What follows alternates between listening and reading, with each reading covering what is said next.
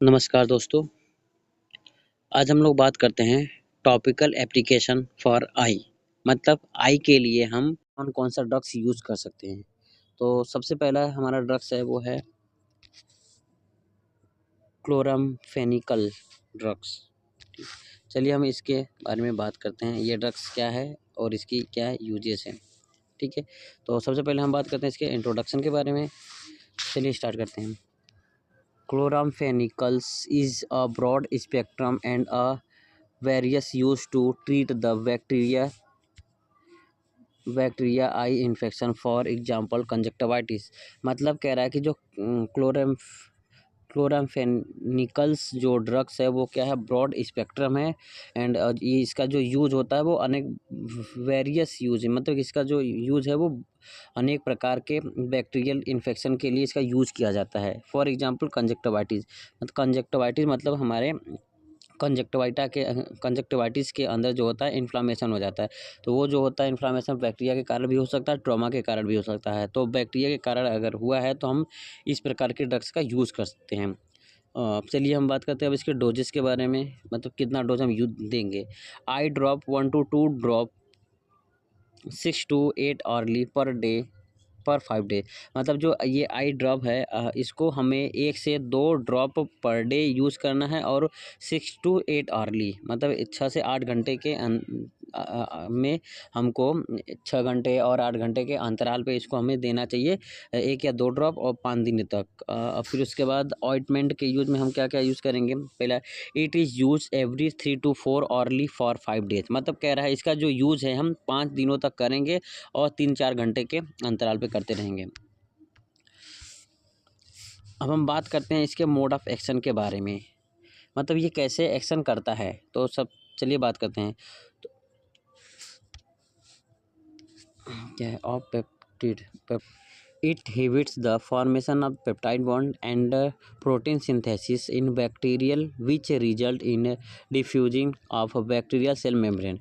मतलब कह रहा है कि यह जो होता है पेप्टाइड बॉन्ड के फॉर्मेशन को हिबिट कर देता है और बैक्टीरिया जो प्रोटीन को सिंथेसिस करती है उसके बैक्टीरिया के सेल मेम्ब्रेन को क्या करता है, ये डिफ्यूज कर देता है, मतलब रैप्चर कर देता है, जिससे कि बैक्टीरिया क्या होता है वो किल होने में बहुत आसान बढ़ता है। जब उसकी आउटर लेयर जब रैप्चर हो जाएगा तो उसके जो अंदर जो ये ड्रग्स होता है उसके अंदर जा कर के बैक्टीरिया को आसानी से किल कर देता है। अब हम लोग बात करते हैं इसके साइड इफ़ेक्ट के बारे में, मतलब इसके साइड इफ़ेक्ट क्या क्या है इस ड्रग्स का। सबसे पहला जो है हमारा ब्लर विजन। विजन जो होता है हमें ब्लर होगा। ब्लर का मतलब होता है कि हमें धुंधला दिखाई देगा। फिर उसके बाद है बर्निंग सेंसेशन इन आई। हमारे आई के अंदर जलन जैसी फील आएगी कि जैसे हमारे ईयर आई के अंदर क्या होता है कुछ जल रही है। फिर स्टिंगिंग मतलब पिंचिंग मतलब कुछ जैसा लगेगा कि हमारे आँख के अंदर कुछ चुभ रहा हुआ है। फिर ईचिंग जैसे लगेगा। फिर रेडनेस इन आई के अंदर रेडनेस होगा और डिजीनेस होगी। चलिए अब हम लोग बात करते हैं नर्सिंग कंसिडरेशन। नर्सिंग कंसिडरेशन का मतलब कि हम क्या क्या उस पेशेंट को सलाह दे सकते हैं कि अगर उसको कुछ प्रॉब्लम होता है या तो क्या करना चाहिए और ड्रग्स का यूज़ कैसे कर सकते हैं, इन सारी चीज़ों के बारे में हम लोग बात करते हैं। तो चलिए बात करते हैं। Check the right medication. मतलब कह रहा है सबसे पहले हम पेशेंट जब अभी मेडिसिन देने जाएंगे तो सबसे पहले हम क्या कर देंगे, उसको मेडिसिन चेक कर लेंगे कि जो मेडिसिन हमें पेशेंट को देनी है वो मेडिसिन सही है या नहीं। फिर है check for any contraindication of drugs. और ये भी चेक करेंगे कि उस ड्रग्स का कोई कंट्रा इंडिकेशन तो नहीं है, उसका कोई साइड इफ़ेक्ट तो नहीं है। फिर अगला है एडमिनिस्टर द ड्रग्स प्रॉपरली। यानी कि जो ड्रग्स है हमको प्रॉपर तरीके से उसको टाइम टू टाइम हमको एडमिनिस्टर करना है, देना है। फिर evaluate the sign for any side effect, for example itching or dizziness. मतलब कह रहा है जब हम पेशेंट को आई ड्रॉप दे देंगे तो हमें ये भी देखना है कि अगर उसको कोई साइन उसका कोई साइन तो नहीं हुआ है, मतलब कोई साइड इफ़ेक्ट तो उस ड्रग्स का नहीं है, जैसे ईचिंग या डिजीनेस इस तरीके का कोई उसको प्रॉब्लम तो नहीं हो रही है। फिर अगला है monitor the liver and kidney for test while the drugs is use for long period of time.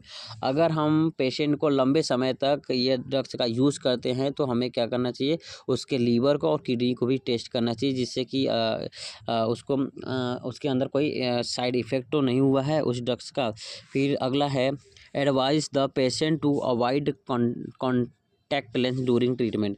Patient को हम ये भी एडवाइस करेंगे जब तक उसकी ट्रीटमेंट हो रही है या जब हम उसको ट्रीटमेंट करेंगे तब उस टाइम पेशेंट अपना जो कॉन्टैक्ट लेंस का यूज़ कर रहा है उसको अवॉइड करे। फिर उसके बाद clean the hand before administer the drugs. Drugs को एडमिनिस्टर करने से पहले हम हैंड वॉश करेंगे। पेशेंट भी अगर दवा को अपने आई के अंदर डाल रहा है तभी उससे हम एडवाइस करेंगे कि पहले दवा को एडमिनिस्ट्रेशन करने से पहले हैंड वॉशिंग कर लें। फिर inform patient to avoid a prolong use without prescription. और हम पेशेंट को ये भी एडवाइस देंगे अगर वो लंबे समय तक इस दवा का यूज़ करता है तो बिना प्रिस्क्रिप्शन से यूज़ ना करे। अगर उसको लंबे समय तक यूज़ करना है तो डॉक्टर से सलाह लेके ही तभी का उसका यूज़ करें। फिर अगला है teach patient how to apply eye ointment properly. और पेशेंट को ये भी हमें टीच करना है कि जो आई ऑइंटमेंट है हमको उसको कैसे यूज़ करना है। ये सारी चीज़ें हमें पेशेंट को बतानी है। अब आई के लिए हम और दूसरा जो ड्रग्स है वो यूज़ करेंगे जिसका नाम है हम जेंटामाइसिन ड्रग्स। अब इसका क्या है, साइड इफ़ेक्ट क्या है, इंडिकेशन क्या है, डोजेस क्या है, हर एक चीज़ें हम इसके बारे में बात करते हैं। तो चलिए हम बात करते हैं इसके इंट्रोडक्शन के बारे में। It is an aminoglycoside antibiotic use to treat several types of the bacterial infection. जो जेंटामाइसिन है ये क्या है, ग्लाइकोसाइडिक एंटीबायोटिक होती है जो कि अनेक प्रकार के बैक्टीरियल इन्फेक्शन को ट्रीट करने में हेल्प करता है। अब हम लोग बात करते हैं इसके इंडिकेशन के बारे में। इसका इंडिकेशन क्या है, मतलब हमें कब कब ये दवा का यूज़ करना चाहिए, कब देना चाहिए, ठीक है। चलिए हम लोग बात करते हैं इसके इंडिकेशन के बारे में। तो पहला है हमारा बैक्टीरियल कंजक्टिवाइटिस। अगर हमारे कंजक्टिवाइटा के अंदर अगर बैक्टीरियल इन्फेक्शन होता है तब हमें इस टाइप की ड्रग्स का यूज़ करना चाहिए। फिर अगला है हमारा वेलफेराइटिस मतलब क्या होता है, इन्फ्लामेशन ऑफ आईलिड। अगर हमारे आईलिड के अंदर इन्फ्लामेशन हुआ है तब इस कंडीशन में हम इस जेंटामाइसिन ड्रग्स का यूज़ करेंगे। अब हम बात करते हैं इसके डोजेस के बारे में, कैसे कैसे हम यूज़ करेंगे। ऑइंटमेंट, अगर हमें ऑइंटमेंट यूज़ करना है तो वो क्या है, 0.3% 3 to 4 ऑरली फॉर 5 डेज। मतलब 0.3% हमको इस ऑइंटमेंट का यूज़ करना है, वो भी 3 से 4 घंटे के अंतराल पे, और 5 दिनों तक इस ड्रग्स का यूज़ करना है। फिर अगर आई ड्रॉप का यूज़ करना है तो 2 ड्रॉप्स इन अफेक्टेड आई 6 और hourly till cessation of the symptoms. मतलब जब तक उसका सिम्टम्स जो दिखाई दे रहा है, जब तक वो सिम्टम्स सही नहीं होता है तब तक हमें क्या करना चाहिए, 2 ड्रॉप पेशेंट को हर 6 घंटे पे देना चाहिए। अब हम लोग बात करते हैं इसके नर्सिंग कंसिडरेशन, मतलब हमें क्या क्या नर्सिंग कंसिडरेशन करना चाहिए, मतलब नर्सिंग रिस्पॉन्सिबिलिटी क्या है पेशेंट को ड्रग्स को एडमिनिस्टर करने time. Advise the patient to avoid a contact lenses during the treatment. Patient को हमें ये एडवाइस करना है जब तक उसकी ट्रीटमेंट चल रही है, जब भी ट्रीटमेंट कराए तब तक उससे कॉन्टैक्ट लेंस का यूज़ नहीं करना चाहिए। फिर उसके बाद instruct to clean the hand before administrative the drugs. Patient को हमें ये भी एडवाइस करना है, इंस्ट्रक्ट करना है कि जब भी वो ड्रग्स को यूज़ करे, एडमिनिस्ट्रेशन करे, तब उससे पहले ही वो हैंड को वॉश कर ले। फिर inform immediately in case of any side effect. अगर कोई साइड इफ़ेक्ट उसको दिखता है तो वो तुरंत ही डॉक्टर को इन्फॉर्म करे। फिर teach patient how to handle eye drops proper.